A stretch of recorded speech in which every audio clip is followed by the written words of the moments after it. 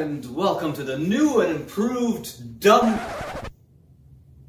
Hello and welcome to the new and improved Bozodoesit, formerly known as Dumb Wrench. Today it's Roku Ultra review.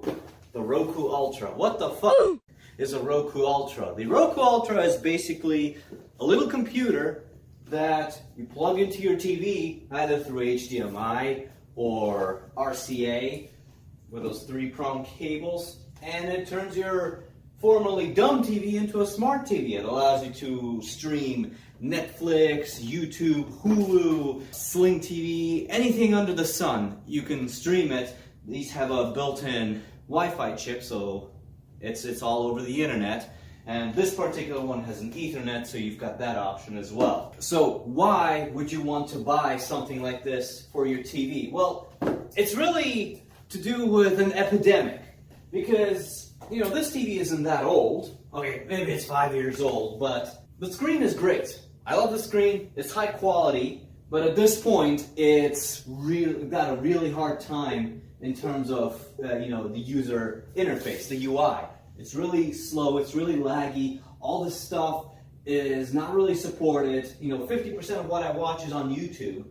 If I try to launch it, yeah, it's gonna load like this, but then it's gonna crash within like 3 seconds of loading, and I have no recourse. Because like I said, it's an epidemic in the UI world, because you've got manufacturers, especially like cars, they have infotainment and it needs software, and it seems like the companies there you go, it crashed.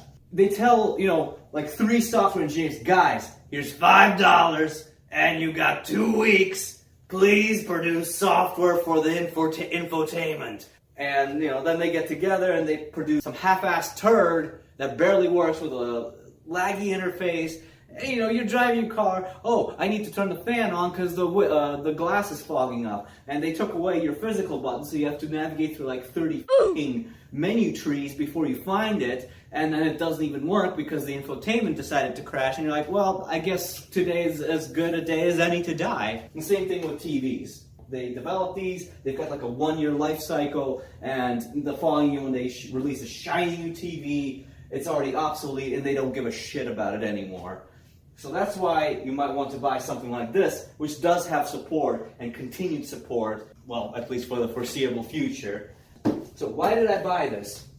Well, I don't have any basis for comparison. I don't know what it's like against, say, a Google Chromecast, its competitor, or an Amazon Fire Stick, or Apple TV or iTV or whatnot.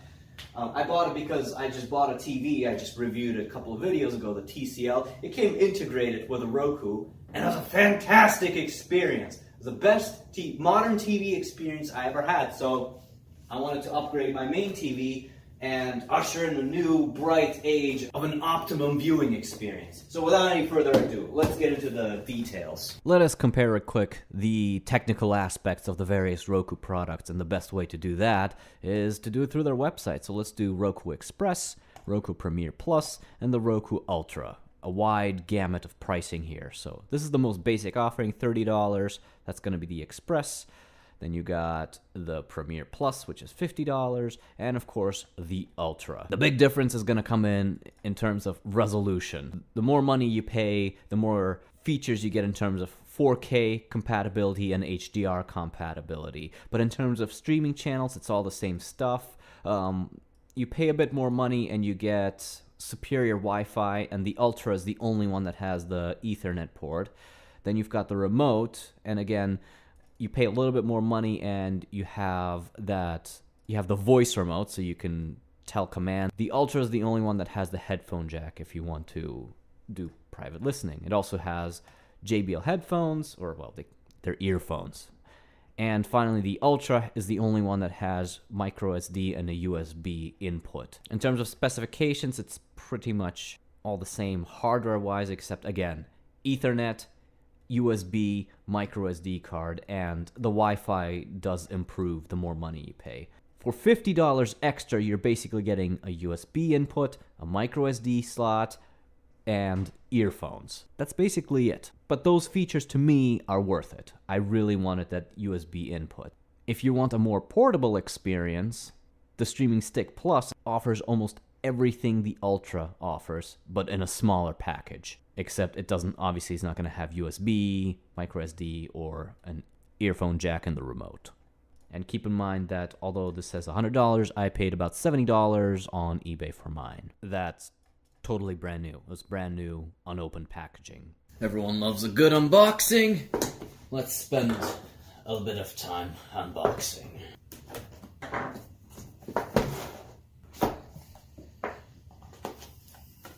We've got the Roku.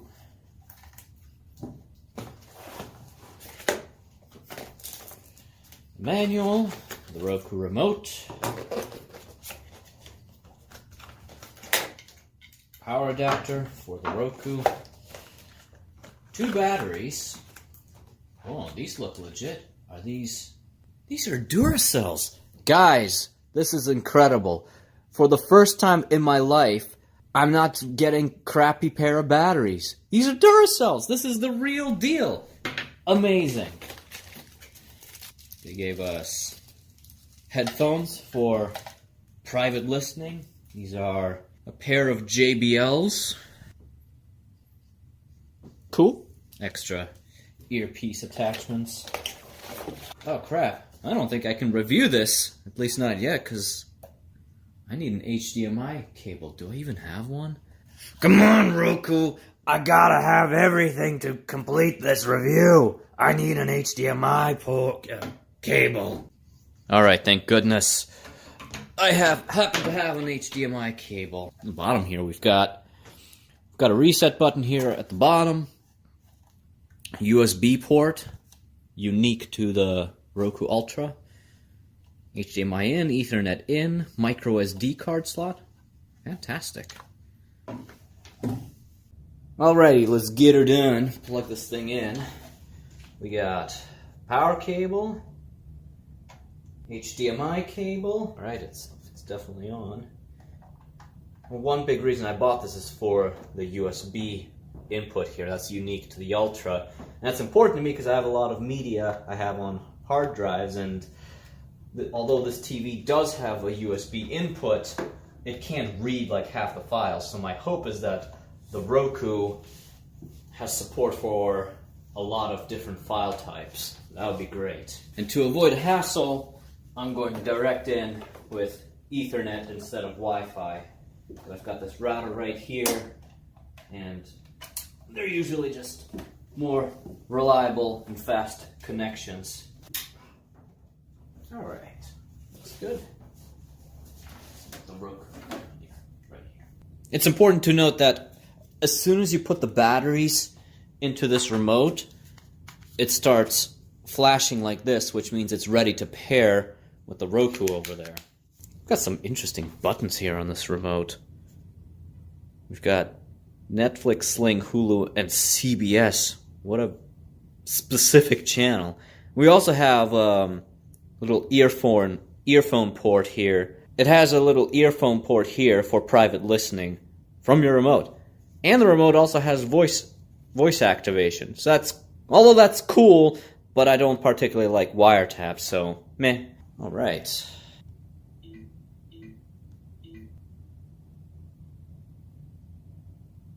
Alright. Yeah. That was weird.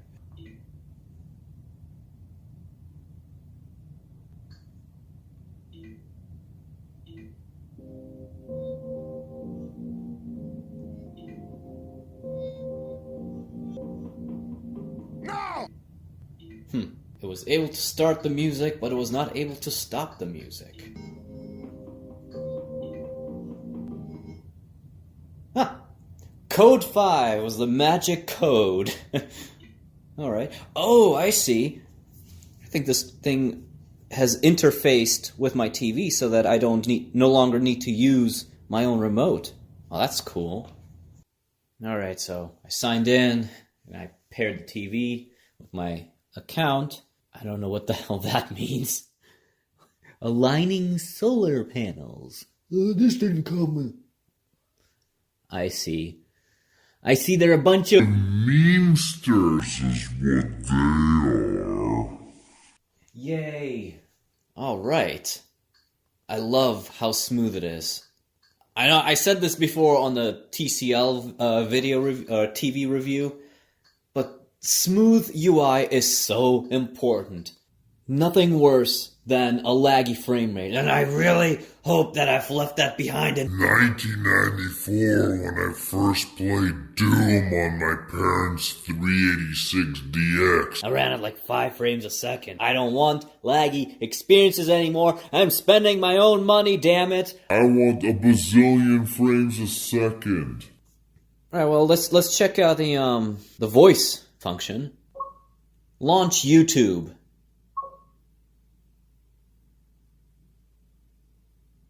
That's cool, man. I don't know what else this could be good for. Watch Bozo Does It on YouTube. I didn't understand. Show me some dank memes. I didn't get that. Watch random show.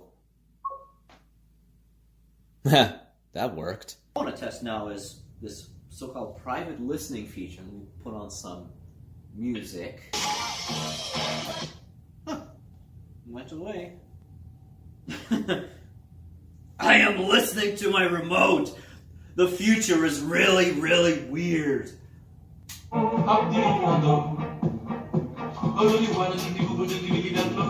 want to get copy strike now. And of course, a big part of why I chose this was the USB port. Because like I said, lots of media in various places. And my hope is that this can handle more formats.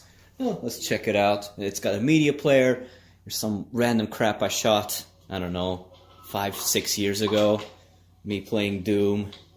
Works fine. Works perfectly okay. That's great. It's awesome.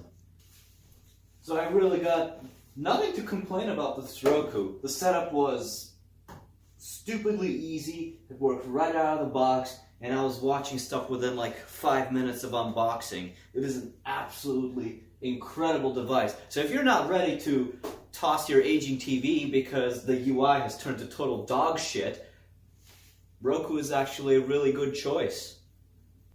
It's almost as if we need a standard for TVs and perhaps even car infotainment like Android for TV that TVs ship with so that we don't have to worry about a crappy experience down the road when the TV starts getting older.